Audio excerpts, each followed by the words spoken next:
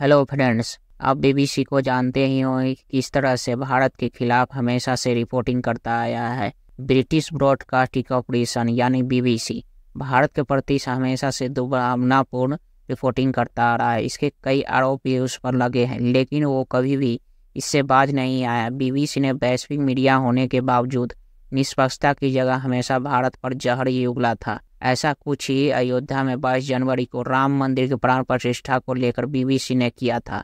उसने राम मंदिर को अपने लेख में कहा था कि जहां मस्जिद को ढहाया गया है, वहीं प्रधानमंत्री नरेंद्र मोदी ने नवनिर्मित राम मंदिर की प्राण प्रतिष्ठा की है। बीबीसी की इस हरकत के बाद अब ब्रिटिश सांसद बॉब ब्लैकमैन ने संसद में बीबीसी को निष्पक्षता पर बहस की मांग की है।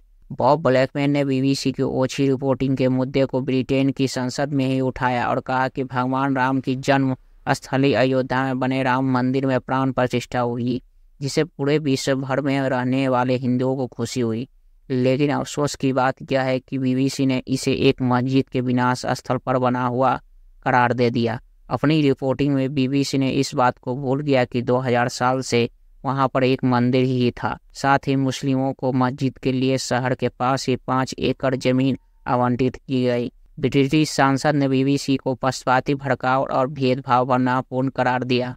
हैरानी की बात यह है कि अपनी घटिया रिपोर्टिंग को वर्ल्ड क्लास बात को तो स्वीकार किया कि राम मंदिर को लेकर उसे रिपोर्ट को माना कि कुछ लोगों को ये पसंद नहीं आया, लेकिन उतनी ही बेशर्मी के साथ इस बात को भी नकार देता है कि उसके लेख से हिंदुओं की आस्था, उसके विश्वास का अपमान हुआ है। बीबीसी के पूर्व रिपोर्टिंग पर नज़र डालेंगे तो आपको इस बात से बिल्कुल भी हैरानी नहीं होगी वो उसके पिछले 500 सालों का हिंदुओं का अपनी पहचान और अपनी संस्कृति के प्रतीक भगवान राम के मंदिर के लिए संघर्ष क्यों नहीं दिखा।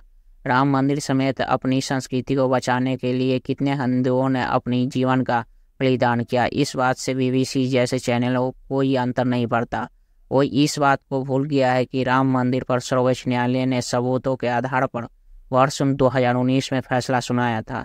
इसके बाद ही अयोध्या में राम मंदिर का निर्माण हुआ था। तो किस तरह से बीबीसी ने हमारे भारतीय संस्कृति सभ्यता पर सवाल उठाया है।